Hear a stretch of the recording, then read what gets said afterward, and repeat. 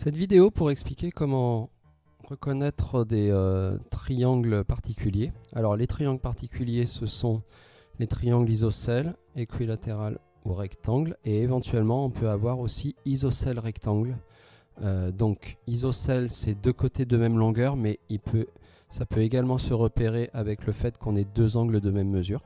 Équilatéral, c'est trois côtés de même longueur, mais là encore, ça peut aussi se repérer avec trois angles de même mesure. Dans ce cas-là, pour le triangle équilatéral, la mesure des angles est automatiquement 60 degrés. Et enfin, triangle rectangle, lui, c'est le triangle qui n'a qu'un seul angle droit, donc 90 degrés. Alors, il est possible d'avoir un triangle isocèle rectangle, c'est-à-dire qu'un triangle est non seulement un angle droit, mais également deux côtés de même longueur, ou en fait les deux autres angles de même mesure. Alors là, on a une consigne nous demandant de donner la nature de ces triangles. Alors les réponses possibles sont rectangle, équilatéral, isocèle, isocèle rectangle, et si c'est rien de tout ça, quelconque. Alors là, après, il faut se servir des indications, des informations qui sont données. Alors pour le premier triangle, on nous donne les trois longueurs, donc ça va concerner les longueurs. Soit on en a deux pareils, soit on en a trois pareils, soit les trois sont différentes. Là, quand on regarde précisément, on a deux longueurs égales. C'est donc un triangle isocèle.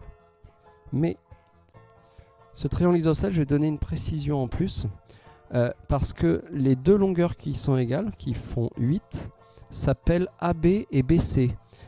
Ces deux longueurs contiennent toutes les deux la lettre B. Ça veut dire que c'est en partant du sommet B que partent les deux longueurs égales. Et bien dans ce cas-là, on dit que le triangle est isocèle en B. Donc pour isocèle, on va toujours préciser de quel sommet partent les deux côtés de même longueur.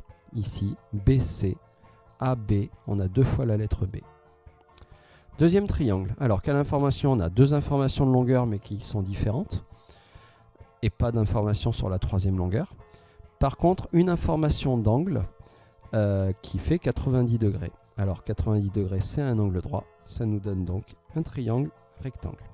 Alors là encore, on ne va pas juste dire triangle rectangle, parce qu'on va préciser à quel endroit se trouve l'angle droit. Alors le fait que l'angle droit soit au sommet E, on dit rectangle en E.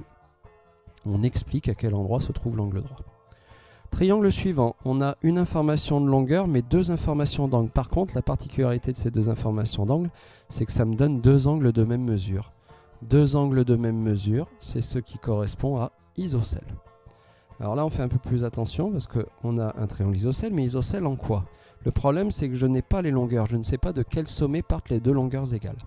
Par contre, il faut savoir que si j'ai deux angles de même mesure, O et I, c'est que le triangle est isocèle au troisième sommet. Alors, comme il s'appelle ORI, il est isocèle en R, c'est-à-dire que c'est les deux angles en face de R qui ont la même mesure, O et I. Triangle suivant, alors on n'a qu'une seule information de longueur, par contre on a trois informations d'angle. Mais parmi ces trois informations d'angle, il y a 90 degrés, qui va me donner un angle droit, mais il y a également deux informations d'angle de même mesure. Ça veut dire que deux angles de même mesure, ça me donne isocèle, mais un angle droit me donne rectangle. On a donc ici un triangle isocèle, rectangle. Par contre, pour les isocèles et les rectangles, comme il faut préciser en quoi, on va préciser en quoi. Et là, le plus simple, c'est de regarder où est l'angle droit.